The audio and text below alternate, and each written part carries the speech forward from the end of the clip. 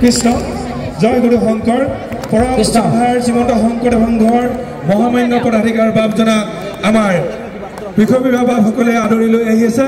গতিকে আমি সকলোকে সুন্দৰভাৱে আজি এই কাৰ্যসূচীত অংশগ্ৰহণ কৰি কাৰ্যসূচীভাগে সফল ৰূপায়ণ কৰিবলৈ সেৱা নিবেদন কৰিছোঁ। কৃষ্ণ জয় গুৰু শংকৰ।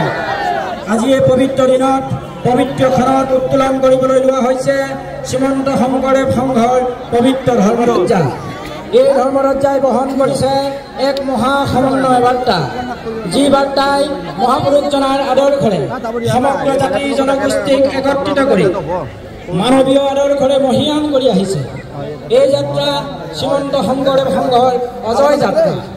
এই ধৰ্মধ্বজাই মানৱ প্ৰেম আৰু ভাতৃত্ববোধৰ এনাজৰীডাল সৰ্বদা শক্তিশালী কৰি বিভিন্ন জাতি জনগোষ্ঠীৰ মিলনৰ ক্ষেত্ৰত পৰিণত কৰি সমন্বয় বাৰ্তা যুগ যুগলৈ বহন কৰি আহিছে। শ্ৰীমন্ত শংকৰদেৱ সংঘৰ ধৰ্মধ্বজাই আমাৰ প্ৰতিজনৰ হিৰে হিৰে বিয়পি থাকে আবেগ আৰু প্ৰাণক এক মহাস্ৰোতলৈ ৰূপান্তৰ কৰি মহাপুৰুষৰ আদৰ্শৰে বিশ্ব প্ৰেম আৰু ভাতৃত্ববোধৰ এক মহাসংকল্প ল'বলৈ আমাক প্ৰতিশ্ৰুতিবদ্ধ কৰি ৰাখিছে। আজি এই মহেন্দ্ৰখনত পবিত্ৰ ধৰ্মধ্বজাৰ তলত সমবেত সমূহ নৰৰূপী নাৰায়ণ বাপ আই সেৱক সেৱিকা কণ কণ শিশুসকলৰ লগতে সহস্ৰজনলৈ ভক্তিৰ প্ৰণিপাত আগবঢ়াইছোঁ। শ্ৰীমন্ত শংকৰদেৱ সংঘৰ ৰঙিয়া জিলা শাখাত অনুষ্ঠিত হোৱা শ্ৰীমন্ত শংকৰদেৱ সমন্বয় ক্ষেত্ৰত 93 সংখ্যক বাৰ্ষিক অধিৱেশনৰ শ্ৰীমন্ত শংকৰদেৱ সমন্বয় ক্ষেত্ৰৰ নীলিম আকাশৰ বুকুত সগৌৰৱেৰে শ্ৰীমন্ত শংকৰদেৱ সংঘৰ ধৰ্মধ্বজা উত্তোলন কৰিব শ্ৰীমন্ত শংকৰদেৱ সংঘৰ মহামান্য পদাধিকাৰ মহাপুৰুষ শ্ৰীমন্ত শংকৰদেৱ বিশ্ববিদ্যালয়ৰ মাননীয় আচাৰ্য সন্মানীয় শ্ৰীযুত ভৱেন্দ্ৰনাথ ডেকাবাপে। ইতিমধ্যে ডেকাবাপ আহি আমাৰ পেটকাবেদী স্থলত আহি উপস্থিত হৈছে। সন্মানীয় ডেকাবাপক আমি আদৰণি সমিতিৰ তৰফৰ পৰা আদৰণি জনাবৰ কাৰণে সেৱা নিবেদন কৰিছোঁ। কৃষ্ণ হৰি আৰু ইয়াৰ লগে লগে পৰৱৰ্তী কাৰ্যসূচী সন্মানীয় প্ৰধান সম্পাদকক আগবঢ়াই নিবৰ কাৰণে আমি সেৱা জনাইছোঁ। কৃষ্ণ কৃষ্ণ জয় গুৰু শংকৰ সৰ্বগুণাকৰ যাকে নাহিকে উপম তোহাৰী চৰণক ৰেণু শতকোটি বাৰেক কৰোঁ প্ৰণাম বাৰেক কৰোঁ প্ৰণাম। কৃষ্ণ শ্ৰীমন্ত শংকৰদেৱ সংঘ উত্তৰ পূব ভাৰতৰ এটা সৰ্ববৃহৎ ধৰ্মীয় অনুষ্ঠান। এই অনুষ্ঠানটিৰ প্ৰতি বছৰে কৰি অহাৰ দৰে এইবেলিও ৰঙিয়া জিলা শাখাৰ আতিথ্যত 93 সংখ্যক বাৰ্ষিক অধিৱেশন ভাগি এই হাতীখোলা পথাৰত ৰঙিয়াৰ মনোৰঞ্জনা ভৈৰা হাতীখোলা পথাৰত অনুষ্ঠিত হৈছে। শ্ৰীমন্ত শংকৰদেৱ সমন্বয় ক্ষেত্ৰত ইয়াত অনুষ্ঠিত হৈছে। লক্ষ লক্ষ ভকত ইয়াত উপস্থিত হৈছে। মই জয় জয়তে আমাৰ পদাধিকাৰ উপপদাধিকাৰ যুটীয়া সম্পাদক প্ৰাক্তন প্ৰধান সম্পাদকে প্ৰমুখ কৰি শ্ৰদ্ধাভাজন বাসকলক মই সেৱা নিবেদন কৰি ৰঙিয়া জিলাবাসীৰ লগতে ৰঙিয়াৰ এই অধিৱেশন অনুষ্ঠিত কৰিবলৈ যি আদৰণি সমিতি গঠন কৰি দিয়া আছিল আদৰণি সমিতিৰ সভাপতি সম্পাদককে প্ৰমুখ কৰি সমস্ত ৰঙিয়াবাসীক ধন্যবাদ আৰু কৃতজ্ঞতা জনোৱাৰ লগতে আজি লক্ষ লক্ষ ভকতৰ ইয়াত উপস্থিতি হৈছে। অসমৰ বিভিন্ন প্ৰান্তৰ পৰা ভাৰতবৰ্ষৰ বিভিন্ন প্ৰান্তৰ পৰা আহি ইয়াত বিভিন্নজন লোক গোট খাইছে। সেইসকলৰ সমস্তজনলৈ মই শ্ৰদ্ধা আৰু ভক্তি নিবেদন কৰি আমাৰ সন্মানীয় পদাধিকাৰ বাবজনক আজি আমন্ত্ৰণ কৰিছিলোঁ আজি ধৰ্মধ্বজা উত্তোলন কৰিবলৈ। তেখেত আহি ইতিমধ্যে আমাৰ মাজত উপস্থিত হৈছে।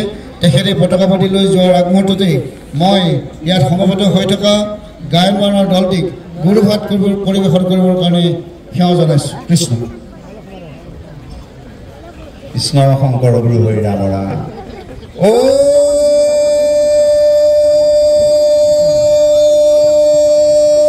হৰি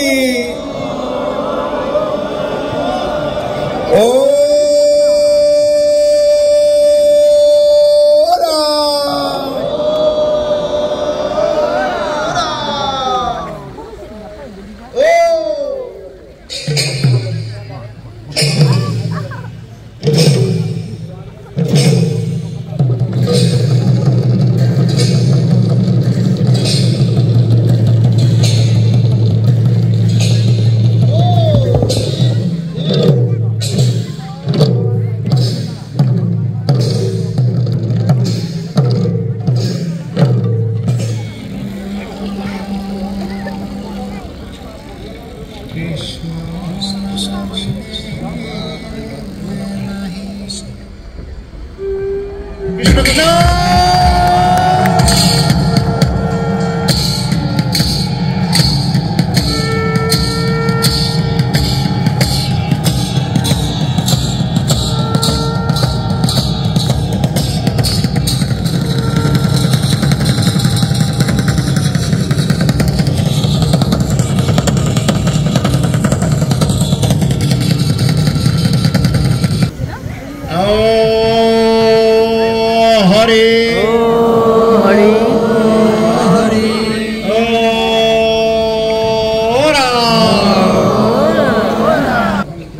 আমাৰ আজি এই শ্ৰীমন্ত শংকৰদেৱ সমন্বয় ক্ষেত্ৰত সমবেত হৈ থকা সমুপস্থিত হৈ থকা ভগৱন্তৰ চৈতন্য মূৰ্তি স্বৰূপ লক্ষ লক্ষ ভকত বান্ধৱ সমস্ত আই মাতৃ সমস্ত শ্ৰীমন্ত শংকৰদেৱ সংঘৰ মহামান্য কৰ্মকৰ্তা বাতাসকল শ্ৰীমন্ত শংকৰদেৱ সংঘৰ গোটেই উত্তৰ পূৰ্বাঞ্চল তথা ভাৰতবৰ্ষৰ পৰা অহা আমাৰ প্ৰতিনিধি বাপাইসকল সংগী ভকত বাপাইসকল সমবেত সহৃদয় ৰাইজ চৰকাৰী বিষয়বৰ্গ বিভিন্ন অনুষ্ঠান প্ৰতিষ্ঠানক প্ৰতিনিধিত্ব কৰি থকা বাপাইসকল সংবাদ বন্ধুসকল আৰু ভগৱন্তৰ চৈতন্য মূৰ্তি স্বৰূপ সমস্ত জনগণলৈ আমি আমাৰ এই মঞ্চৰ পৰা জয় জয়তে সশ্ৰদ্ধ প্ৰতিবাদ নিবেদন কৰিছোঁ। আজি কি অপূৰ্ব পৰিৱেশ গুৰুজনাৰ আদৰ্শত আজিৰ পৰা ৯৩ বছৰ আগতে আমাৰ এই শ্ৰীমন্ত শংকৰদেৱ সংঘৰ আমাৰ এই মহান অনুষ্ঠান দি এটা জাতীয় অনুষ্ঠান সামাজিক অনুষ্ঠান সামাজিক সাংস্কৃতিক অনুষ্ঠান আধ্যাত্মিক অনুষ্ঠান এই অনুষ্ঠানটি কেইগৰাকীমান পুৰুধা পুৰুষে শুভাৰম্ভ কৰিছিলে এটা সামান্য বটবৃক্ষৰ পুলি ৰোপণ কৰিছিলে।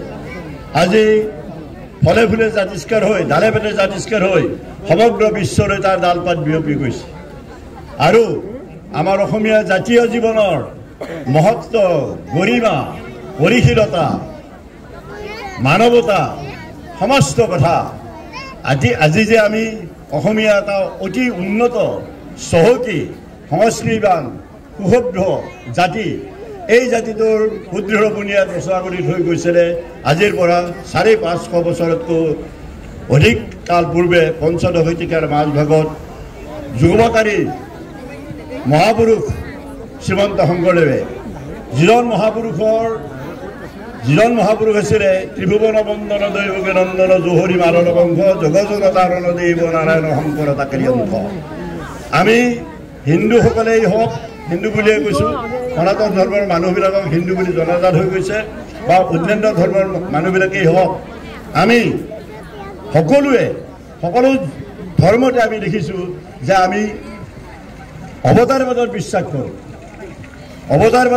কৰোঁ অৱতাৰী ভগৱন্ত কেতিয়াবা নিজেই অৱতাৰ গ্ৰহণ কৰে আৰু ভগৱন্ত কেতিয়াবা নিজৰ প্ৰতিনিধি হিচাপে পয়গম্বৰ পঠাই দিয়ে আৰু নিজৰ পুত্ৰক পঠাই দিয়ে কেতিয়াবা।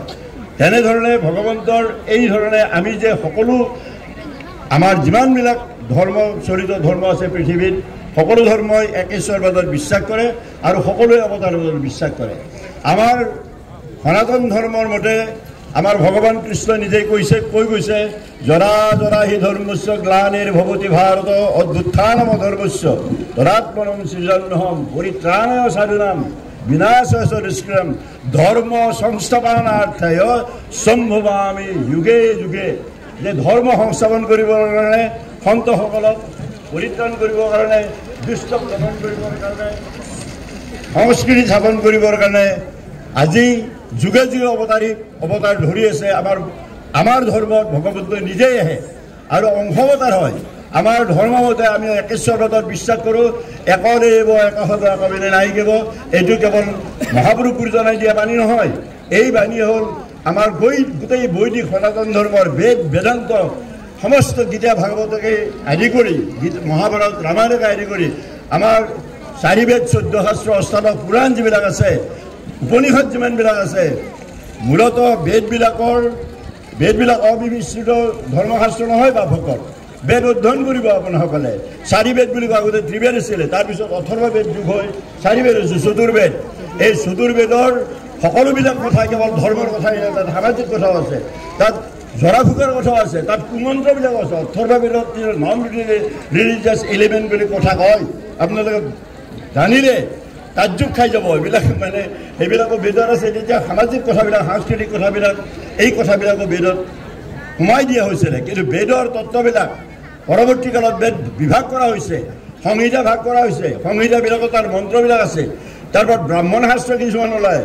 তাৰ বেদৰ মন্ত্ৰবিলাকৰ ব্যাখ্যা কৰিলে ব্ৰাহ্মণ কিছুমান শাস্ত্ৰ উলিয়ালে তাৰপিছত আৰণ্যক বুলি এটা শাস্ত্ৰ উলিয়ালে এই আৰণ্যকবিলাকত বানপ্ৰস্থ জীৱনৰ কিছু কিছু তাত নিৰ্দেশনা থাকিলে আৰু আৰণ্যকত আমাৰ বেদৰ কিছু তাত্ত্বিক কথা তাত আলোচনা কৰা হৈছে কিন্তু পৰিশেষত আমাৰ বেদৰ বেদান্ত দৰ্শন বুলি যাক কওঁ 13খন উপনিষদ প্ৰতিখন বেদৰে 2খন বা 1খন বা ততোধিক উপনিষদ আছে এই উপনিষদত বেদৰ সমস্ত তত্ত্ব ব্যাখ্যা কৰা হৈছে এই কথাবিলাক আপোনালোকে অধ্যয়ন কৰিলে পাব আমি আমাৰ ওচৰতে ৰঙিয়া মহাবিদ্যালয় স্থাপিত হৈ আছে এই ৰঙিয়া মহাবিদ্যালয়ত আমি যেতিয়া কৰ্মৰত হৈ আছিলোঁ তেতিয়া আমাক এটা দায়িত্ব দিছিলে পুথিভঁৰালৰ দায়িত্ব দিছিলে আমি নিজেই অনুসন্ধিত হৈছিলোঁ যে বেদ আমি দেখি পোৱা নাই লাৰি পোৱা নাই চুই পোৱা নাই বেদবিলাক কি বস্তু আমি নিজেই ইনিচিয়েটিভ লৈ নিজে উদ্যোগ লৈ আমি বেদবিলাক এতিয়াও তাত জিলিকি আছে আমাৰ এই বেদবিলাকৰ মূল মন্ত্ৰবিলাক আছে তাত ইংৰাজী আৰু হিন্দীত তাত অনুবাদ কৰা আছে 4খন বেদৰ 14টাকৈ ভলিউম আছে বেদবিলাক কেনেকৈ আপোনালোকসকলে ইয়াত আমাৰ ৰঙিয়া মহাবিদ্যালয়ত গ'লে এইবিলাক পাব বেদৰ মূল তত্ত্ববিলাক ইমান সুন্দৰকৈ ব্যাখ্যা কৰা আছে তাতে আজি ঋগ বেদৰ যিটো একেশ্বৰ বেদৰ তত্ত্ব সংহতিৰ তত্ত্ব আমি কিছু অধ্যয়ন কৰি আমি সংস্কৃত আমাৰ আছিল পঢ়িছিলোঁ গতিকে কিছু হ'লেও সংস্কৃতৰ আমাৰ জ্ঞান আছিলে সেই যে পঢ়ি আমি নিজেই এইবিলাক আমি পিছে তাৰ মন্ত্ৰবিলাক আনি পেলাই এইবিলাক ব্যাখ্যা কৰা আছে আপোনালোকে পাব গতিকে বাপসকল বেদবিলাক সদায় অবিমিশ্ৰিত ধৰ্মশাস্ত্ৰ নহয় এই বেদৰ তাত্ত্বিক কথাখিনি বেদৰ মূল তত্ত্ববিলাক বেদান্ত দৰ্শন বুলি যাক কওঁ আমি বেদান্ত দৰ্শনৰ উপনিষদসমূহত এইবিলাক নিহিত হৈ আছে আৰু এই উপনিষদৰ সাৰ সমস্ত বেদান্তৰ সাৰ সকলো পুৰাণৰ সাৰ মহাভাগৱত শাস্ত্ৰ হ'ল বেদান্তৰ শাস্ত্ৰ শিৰোমণি মহাভাগৱত শাস্ত্ৰ আৰু গীতাকো আমি মান্যতা গীতাক স্মৃতি প্ৰস্থান বুলি কয় আৰু শ্ৰুতি প্ৰস্থান বুলি কয় আমাৰ উপনিষদবিলাকক গতিকে ইয়াৰ মূল তত্ত্বানি শাস্ত্ৰ শিৰোমণিৰ আমাৰ বদায়ন বেশে পুণ্যাত্মা বদায়ন বেশে তেওঁ এটা ঈশ্বৰমুখী অৱতাৰী পুৰুষ আছিল অংশ অৱতাৰ আছে চতুৰ্বিংশতি অৱতাৰ ব্যাসনামে অৱতাৰ হোৱা বুলি আমাৰ মহাপুৰুষ গুৰুজনাই কীৰ্তন হোৱালে সত্যবুদ্ধিৰ কথা গতিকে বাপসকল এই সকলোবিলাক অধ্যয়ন কৰিলে আপোনাৰ বেদত যিবিলাক ঈশ্বৰ বেদৰ তত্ত্ব আছে আৰু আপোনালোকে এটা কৰি যায় আমি বেদৰ মূল মন্ত্ৰৰ আৰম্ভণি কৰিছে ওম অগ্নিবীৰে এই ধৰণে অগ্নিক পূজা কৰি পেলাই অগ্নি উপাসক তেওঁলোকে আছিলে ঈশ্বৰৰ যিবিলাক বিভূতি অসংখ্য বিভূতি আছে এই বিভূতিবিলাকক এটা দেৱত্ব আৰোপ কৰি দেৱীৰ আৰোপ কৰি পেলাই তেওঁলোকে আলোচনা কৰিছিলে কিন্তু এই বিভূতিবিলাক ভগৱন্তৰ বিভূতিবিলাক কিন্তু সকলোতকৈ আটাইতকৈ সত্য কথা হ'ল এই কংসত বিপ্ৰাহা বহুধা বৰন্তি অগ্নিম জমং মাতুৰীশ্বৰমাহু এই কংসত এক সত্য আমাৰ সনাতন ধৰ্মৰ মূল তত্ত্ব হ'ল সত্যই ভগৱান সত্য সদায় আপেক্ষিক সত্য আৰু আমাৰ সনাতন সত্য থাকে সত্য কেতিয়াও বিনাশ নহয় সেইকাৰণে আমি কেইটোফালি কম আমি সকলোৱে চিঞৰি কম আজি বিজ্ঞানৰ যুগত প্ৰযুক্তিবিদ্যাৰ যুগত যদি কিবা ধৰ্ম আছে এই ধৰ্ম সত্য ধৰ্মেৰে প্ৰৱৰ্তন হ'ব আৰু জগতক সত্য ধৰ্মে আগবাঢ়ি দিব আৰু গোটেইবিলাক আমি সেই ধৰণে মহাপুৰুষ শ্ৰীমন্ত শংকৰদেৱ গুৰুজনাই এক একা হ'ব এই কংসত এই মহা তত্ত্বটো আনি পেলাই আমাৰ এই উত্তৰ পূৰ্বাঞ্চলৰ যিটো এটা পৰিৱেশ পৰিস্থিতিত গুৰুজনাই এক আধ্যাত্মিক আদৰ্শেৰে যিবিলাক মানুহক ইতৰ প্ৰাণী হিচাপে গণ্য কৰা হৈছিলে যাক অস্পৃশ্য বুলি গণ্য কৰা হৈছিলে বৰ্ণ বৈষম্যবাদ যিবিলাক আছিলে আচলতে গীতা শাস্ত্ৰত ভগৱন্ত কৃষ্ণ নিজেই কৈছিলে চতুৰ্বৰ্ণং ময়া সৃষ্টম গুণ কৰ্ম বিভাগ আছে এই ব্ৰাহ্মণ ক্ষত্ৰিয় বৈশ্য আৰু ক্ষুদ্ৰ এই 4টা বৰ্ণ গুণ আৰু কৰ্ম অনুসাৰে তাক বিভাগ কৰা হৈছে কিন্তু পৰৱৰ্তী কালত আমাৰ এই যিবিলাক বংশটো এই বৰ্ণভেদটো এইবিলাক আমি বংশগত কৰি লোৱাৰ কাৰণে বিভেদবিলাক হৈছে কিন্তু এনেকুৱাও আমি তথাপিতো গৌৰৱ কৰোঁ যে ব্ৰহ্মক জনাই যে ব্ৰাহ্মণ হ'ব লাগিলে ব্ৰহ্মক জানিব লাগিব আৰু আমাৰ উপনিষদৰ যুগত আমাৰ ঋষিমুনি যিমানবিলাক আছে ভাৰতবৰ্ষৰ প্ৰত্যক্ষ ঋষিমুনি যিবিলাক আছে, ব্ৰহ্মজ্ঞ ঋষিবিলাক যিবিলাক আছে, আধ্যাত্মিক তত্ত্ব পোৱা ঋষিবিলাক যিবিলাক আছে, তাৰ সমস্তখিনি বেছিভাগে আছিলে ক্ষত্ৰিয়ৰ পৰা হোৱা ঋষি। আপোনালোকে প্ৰভাৱৰ নাম শুনিছে, আপোনালোকে যাজ্ঞবল্কৰ নাম শুনিছে, আপোনালোকে ৰাজৰ্ষি জনকৰ নাম শুনিছে, আপোনালোকে বিশ্বমিত্ৰৰ নাম শুনিছে। কেনেকৈ এইবিলাকে যায় আৰু এইবিলাকে বিশ্ববিখ্যাত আৰু প্ৰবাহন। আৰু এটা কথা ব্ৰহ্মতত্ত্ব বুলি ক'লে আত্মতত্ত্ব হ'ল ব্ৰহ্মতত্ত্ব। আত্মতত্ত্ব জানিলে আত্মাৰ পৰা অধ্যাত্ম হয়, অধ্যাত্ম।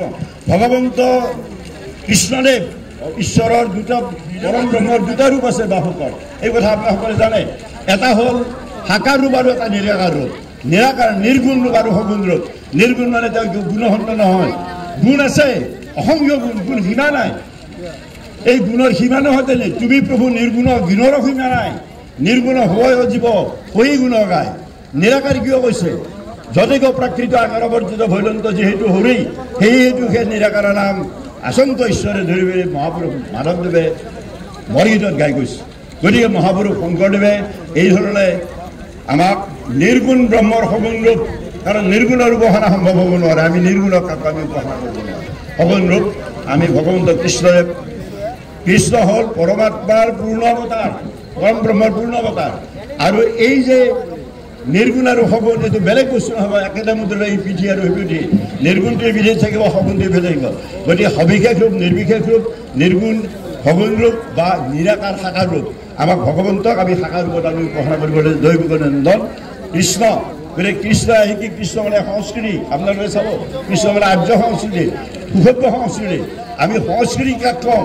সংস্কৃতিবাদ মানুহ কোন হ'ব? সভ্যতাৰ পূৰ্ণ বিকশিত ৰূপটো হ'ল সংস্কৃতিবাদ। সভ্যতা মানে আমি যেতিয়া লজ্জা নিবাৰণ কৰিব জনা হৈছোঁ, আমি সভ্য হ'লোঁ। আৰু সেই কাপোৰবিলাক যেতিয়া আমি নানা ৰং বিৰঙৰ এনেকৈ ফুলাম গামোচা আৰু বিভিন্ন ধৰণে আমি সেইটোকে সংস্কৃতি বুলি হয়। সভ্যতাৰ উচ্চতম বিকাশত সংস্কৃতিৰ জন্ম হয়। গতিকে আমি মানুহবিলাকে কেৱল সভ্যতাৰ সংস্কৃতি বুলি কৈ থাকিলে নহ'ব। আমি আমাৰ মানুহবিলাকৰ সকলোবিলাক গুণ আছে। আমাৰ ভগৱন্তই যেতিয়া সৃষ্টি কৰিছে, ভাল বেয়া দুটা থাকিবই, সকলোৱে থাকিব, ধৰ্ম অধৰ্ম থাকিবই। পোহৰ থাকিব লাগিলে এন্ধাৰো থাকিব, এন্ধাৰ নাথাকিলে পোহৰৰ অস্তিত্ব যেনেকৈ নাথাকে। পাপ আৰু পুণ্য দুয়োটা বস্তু আছে। ভগৱন্তই আপোনাৰ সকলো অধিকাৰ দিছে, ভগৱন্তই সকলো অধিকাৰ দিছে, ফলৰ অধিকাৰ দিয়া নাই। কৰ্মলৈ আমাৰ অধিকাৰ আছে, মা ফলস্বৰূপ কৰচোন। আমাক ভগৱন্তই সকলো সম্ভাৱনা দিছে, কিন্তু কৰ্মৰ অধিকাৰ দিছে, চিন্তাৰ অধিকাৰ দিছে, কৰ্মৰ অধিকাৰ দিছে, ভাৱনাৰ অধিকাৰ দিছে, প্ৰকাশভংগীৰ অধিকাৰ দিছে, কৰ্মৰ আপোনাৰ যি বৃত্তিৰ অধিকাৰ দিছে, সকলো পাব আপুনি। কিন্তু তাৰ ফলৰ অধিকাৰটো ভগৱন্তই ৰাখি থৈছে। কাৰণ যি কৰ্ম, য'ত কৰ্ম তৎ ফল হ'ব। আপুনি সৎ কৰ্ম কৰিব, ভাল হ'ব, অসৎ কৰ্ম কৰিব, অধোগতি হ'ব। গতিকে পথো দুটাই থাকে, বা এটা ধৰ্মৰ পথ থাকে, এটা অধৰ্মৰ পথ থাকে, এটা সত্যৰ পথ থাকে, এটা অসত্যৰ পথ থাকে, আৰু এটা উদ্গতিৰ পথ থাকে, এটা অধোগতিৰ পথ থাকে। গতিকে সত্যৰ পথো থাকে, অসত্যৰ পথো থাকে, নীতিৰ পথো থাকে, দুৰ্নীতিৰ পথো থাকে, সংস্কৃতিৰ পথো থাকে, দুষ্কৃতিৰ পথো থাকে। You will choose yourself. আপোনালোকে নিজেই বাছি ল'ব, যিটো বাছি লয় সেইমতে আপোনাসকলে তাৰ ফলটো ল'ব। গতিকে মহাপুৰুষ গুৰুজনাই এনেকুৱা এটা ধৰ্মীয় আদৰ্শৰে, আধ্যাত্মিক আদৰ্শৰে এখন সমাজ নিৰ্মাণ কৰিছিলে।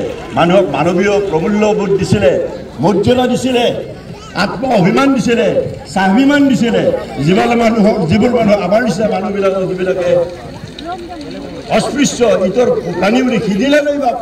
আজি 100 বছৰ হোৱাই নাই, আজিও আছে বাপে বৰ্ণবাদ নাই বুলি ক'ব নোৱাৰে। গতিকে যিটো এই ধৰণৰ মান্ধাতা যুগৰ বৰ্ণবাদ নেকি আজি জগতত নচলিব।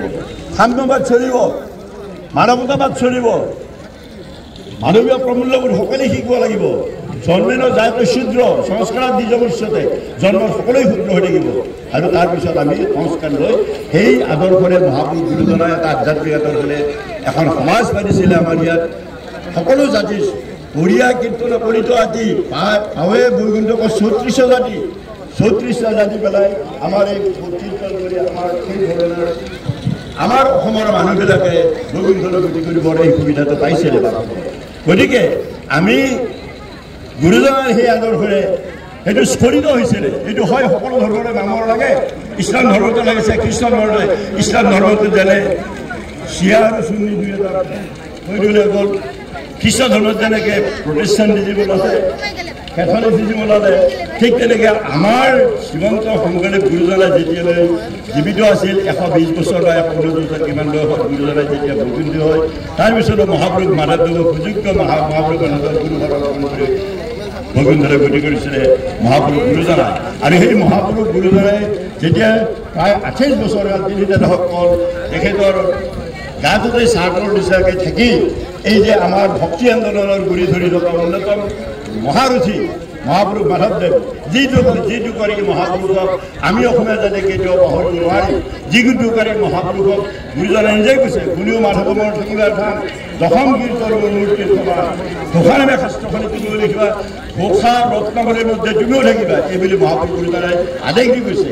মহাপুৰুষ শ্ৰীমন্ত শংকৰদেৱ বাণীৰূপে, তত্ত্বৰূপে, আদৰ্শৰূপে আমাৰ হৃদয়ত আমাৰ মাজত সদায় জীৱন্ত আছে। সেইকাৰণে আমি শ্ৰীমন্ত শংকৰ বুলি লিখোঁ, মহাপুৰুষ মাধৱদেৱ বুলি লিখোঁ। এই কথা শ্ৰীমন্ত যিজনে জীৱন্ত হৈ থাকিব, তেওঁলোকে আত্মাৰূপে, তত্ত্বৰূপে, আদৰ্শৰূপে, বাণীৰূপে মহাপুৰুষ গুৰুজনা আৰু মহাপুৰুষ মাধৱদেৱ অসমীয়া জাতিৰ মাজত আজিও চাই আছে। আজি আমাৰ লক্ষ লক্ষ ভকতীয়া সমবেত হৈছে, এক হৃদয় লৈ, এক মন লৈ, এক প্ৰাণ লৈ, এক উৎসাহ, এক উদ্যম, এক উদ্দীপনা। আমাৰ মাজত কোনো বিভেদ নাই, আমাৰ মাজত হৃদয়ে হৃদয়ত মিলিছে, আমাৰ ভাৱৰ আদান প্ৰদান হৈছে, আমাৰ আৱেগৰ আদান প্ৰদান হৈছে, আমি এইবিলাক উৎফুল্লিত হৈ আছোঁ। এইখন বৈকুণ্ঠ কৰি নহয় কিয়, এইখন আজি শ্ৰীমন্ত শংকৰদেৱ সমন্বয় ক্ষেত্ৰ এটা, এই সমন্বয় ক্ষেত্ৰৰ পৰা মহাপুৰুষ শ্ৰীমন্ত শংকৰদেৱৰ আদৰ্শতে গঠিত বা আমাৰ প্ৰতিষ্ঠাপিত শ্ৰীমন্ত শংকৰদেৱ এটা ভক্তিময় অনুষ্ঠান। সকলো মানুহে বিপ্লৱ কৰিব নোৱাৰে, বিপ্লৱ মানে কেৱল ইনকলাব জিন্দাবাদ দি পেলাই লেই কাৰ্ড দেখুৱাই পেলাই চিঞৰ বাহৰ কৰি যদি খুলি থকা, সেইটো খুলি চিঞৰি পেলাই এইটো বিপ্লৱ নহয়। গুৰুজনাই বিপ্লৱ কৰিছিলে।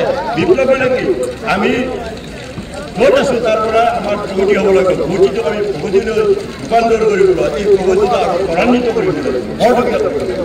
সেইটোকে লৈ মহাপুৰুষ গুৰুজনাই এটা বিপ্লৱ কৰিছিলে, কৰ্মৰ মাধ্যমেৰে কৰিছিলে, অনুষ্ঠান পাতি পেলাই কৰিছিলে। এটা দৃঢ় যিটো সংকল্প আছিলে মহাপুৰুষৰ, যি দৃঢ় প্ৰতিজ্ঞা আছিলে, ইমান প্ৰতিবাদী শক্তিৰ লগত, ইমান প্ৰতিদ্বন্দ্বী শক্তিৰ লগত যুদ্ধ কৰি, ৰাজকীয় শক্তি, ব্ৰাহ্মণ্যবাদী শক্তি আৰু আমাৰ কিছুমান মানুহেও ৰাজকীয় ভিত্ত হৈ পেলাই থাকি পেলাই ইমান প্ৰতিবন্ধকতা প্ৰতিদ্বন্দ্বিতা কৰিও কিনে ৰাজ্য ভ্ৰমণ কৰি ফুৰিছিলে কেৱল কেইজনমান ভকতক লৈ পেলাই। আৰু আজি মহাপুৰুষ গুৰুজনা সদায় দৃষ্টি থাকিল জীৱন্ত ৰূপত আমাৰ জাতিক প্ৰাণবন্ত কৰি ৰাখিলে, আমাৰ জাতিক উদ্দীপ্ত কৰি ৰাখিলে। আজি এই মহাপুৰুষ গুৰুজনাক কল্পনা কৰিব পাৰিবনে 500 বছৰ 550 বছৰ আগতে কেৱল এটা আধ্যাত্মিক বস্তুৰে, আধ্যাত্মিক আদৰ্শৰে এটা ইমান ধৰণৰ মানুহবিলাক একত্ৰিত কৰি কৌটিকুলীয়া অন্ধকাৰ, অন্ধবিশ্বাস, কুসংস্কাৰ, অনাচাৰ, ব্যভিচাৰবিলাক দূৰ কৰি, বৰ্ণবৈষম্যবাদ নিৰ্মূল কৰি, সকলো জাতি জনগোষ্ঠীৰ মানুহে একত্ৰিত কৰি একেবাৰে আমাৰ এটা এখন নামঘৰৰ মজিয়াত লৈ, নামঘৰবিলাক আমি ৰুৰেল বিশ্ববিদ্যালয় কওঁ, ৰুৰেল ইউনিভাৰ্চিটি, তাত গুৰুজনাই শিক্ষাৰ কেনেকৈ ব্যৱস্থা কৰিছে, লোকক কেনেকৈ শিক্ষা দিয়াৰ ব্যৱস্থা কৰিছে, এই কথাবিলাক। গতিকে এই গুৰুজনাই আমাৰ জাতিটোক ধৰ্ম দিছে, সংস্কৃতি দিছে, মানৱীয়তা দিছে, আধ্যাত্মিকতা দিছে, নৈতিকতা দিছে, সকলো শিল্প দিছে, উদ্যোগ দিছে আৰু সকলো পথ তেখেতে নিজেই আমাৰ অসমীয়া ভাষা সাহিত্য সংস্কৃতিৰ গুৰুজনাই এটা প্ৰাণ প্ৰতিষ্ঠাতা। ভাষাটো আছিল কিন্তু তাক জীৱন্ত ৰূপ দিছে। আৰু আপোনালোকে গুৰুজনাৰ প্ৰতিভাবিলাক চালে কোনো ধৰ্মগুৰু বিশ্বত আমাৰ গোটেই বিশ্বত যোৱা 3000 বছৰ আপোনালোকে দেখিব মহাপুৰুষ গুৰুজনাই মাধৱদেৱে যিটো কৈছে, জয়গুৰু শংকৰ শব্দ গুণা কৰা যা কেৰি নাহিকীয় পাম, এই যা কেৰি নাহিকীয় পাম, যাৰ তুলনা নাই এনে উৎসাহত পোৱা কথাটো নহয় বাস্তৱ। কাৰণ ভগৱন্তৰ এই যে আমি অলপ ত্ৰিভুৱন বন্দনা কৰিছোঁ, কৃষ্ণ ভগৱন্তৰ এটা অংশগতৰ হৈছে গুৰুজনাই এটা সংকল্প লৈ, আমাৰ ইয়াত এটা উদ্দেশ্য লৈ, আমাৰ ইয়াত দুষ্কৃতি নাশ কৰিবলৈ, সংস্কৃতি স্থাপন কৰিবলৈ, আমাৰ গোটেই আমাৰ সন্তসকলক ৰক্ষা কৰিবলৈ, দুষ্কৃতি বা দুৰন্তসকলক নাশ কৰিবলৈ যেতিয়া গুৰুজনা আহিছিলে, ধৰ্মৰ যোগেৰে এটা আধ্যাত্মিক আদৰ্শৰ যোগেৰে এই জাতিটো নিৰ্মাণ কৰি আমাক ৰচনা কৰি গৈছে। মহাপুৰুষ শ্ৰীমন্ত শংকৰদেৱে আমাৰ পৰিচয়, তাকে লৈ আমি গৌৰৱেৰে আজি উচ্চশিৰে গোটেই জগতত আমি ঘোষণা কৰিব পাৰোঁ থিয় হৈ মূৰটো থিয় হ'ব পাৰোঁ গতিকে গুৰুজনাক আপোনাসকলে কেতিয়াও অসমীয়া জাতিয়ে পাহৰিব নোৱাৰিব আৰু যদি পাহাৰো তেতিয়া পাহৰি যাওঁ মাধৱদেৱক যদি পাহৰি যাওঁ তেনেহ'লে আমাৰ অপমৃত্যু হ'ব মহাপুৰুষ গুৰুজনাৰ কোনো এটা আদৰ্শ কোনো এটা অৱদান যদি অৱহেলা কৰা যায় বা তাক যদি নাকচ কৰা যায় এইটো মোৰ কথা নহয় কলাগুৰু বিষ্ণুপ্ৰসাদ দেখা গৈছে আমাৰ অসমীয়া জাতীয় জীৱন বিতৰংগ হ'ব এইটো বিষ্ণুপ্ৰসাদ দেখা কলাগুৰু বিষ্ণুপ্ৰসাদ দেখা বাসকল আমি সকলোৱে আপোনাসকলে জানে গোটেই জানে কিন্তু আমি জানিলেই নহ'ব আমি চব জানো একেবাৰে বিশ্ববিদ্যালয় ডিগ্ৰী শেষ কৰি দিলোঁ শংকৰদেৱৰ আদৰ্শ শংকৰদেৱৰ দৰ্শন দেখি একবাৰে দিল্লীত ডিগ্ৰী পাই পেলাই ডক্টৰেট পাই গোটেই হৈ গ'ল কিন্তু তাৰপিছতো আমি জানো কিন্তু আমিতো মানিব নোৱাৰোঁ নামানিলে কি হ'ব বাৰু মানিলেহে ধান নামানিলে কথা হৈ যায় গতিকে এইবিলাক কথাৰ কোনো মূল্য নাই বাৰু জানিলেই নহ'ব মানিব লাগিব পণ্ডিতসকলক মই আহ্বান জনাইছোঁ আৰু পণ্ডিতে শাস্ত্ৰ মাত্ৰ পঢ়ে সাৰ ভকতে লিয়ে অন্তৰজত মধু কৰে দিয়ে গুৰুজনাক সম্পূৰ্ণভাৱে উদ্ধাৰ কৰিবলৈ তাত্ত্বিক দিশ জানিব লাগিলে গুৰুজনাৰ প্ৰতি শ্ৰদ্ধাশীল হ'ব লাগিব গুৰুজনাৰ আদৰ্শ গ্ৰহণ কৰিব লাগিব তেতিয়াহে এইটো কৈছিল যে পণ্ডিতে শাস্ত্ৰ মাত্ৰ পঢ়ে গুৰুজনাই এটা বৰ্ণিত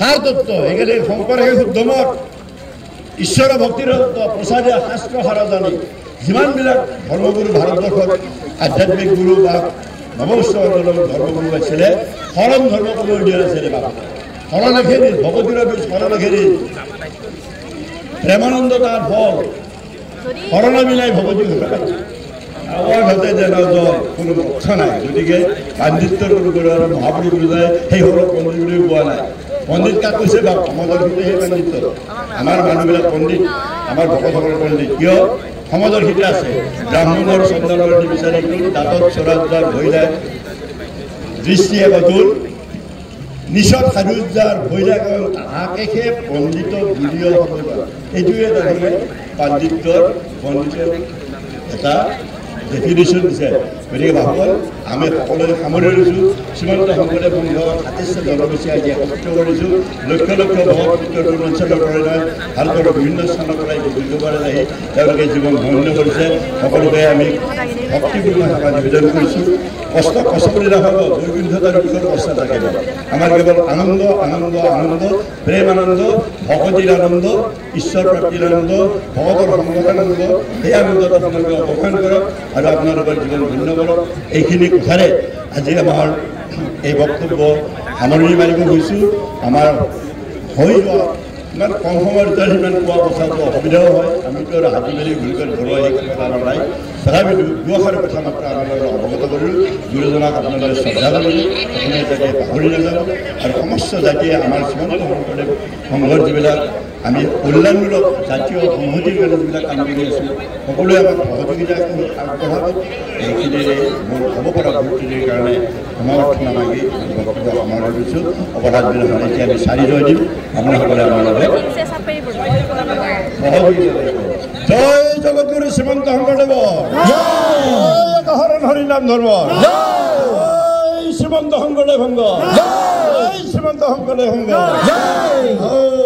হৰি হৰি নাম নারায়ণ জানিবে বহুল হরণে আনগতি নাই একেবারে অপরাধ ক্ষমা করে তুমি যায় খেল হরি মুখ রক্ষা করে সররাম মুখ রক্ষা করে সরর সরবর গুরু হরি নাম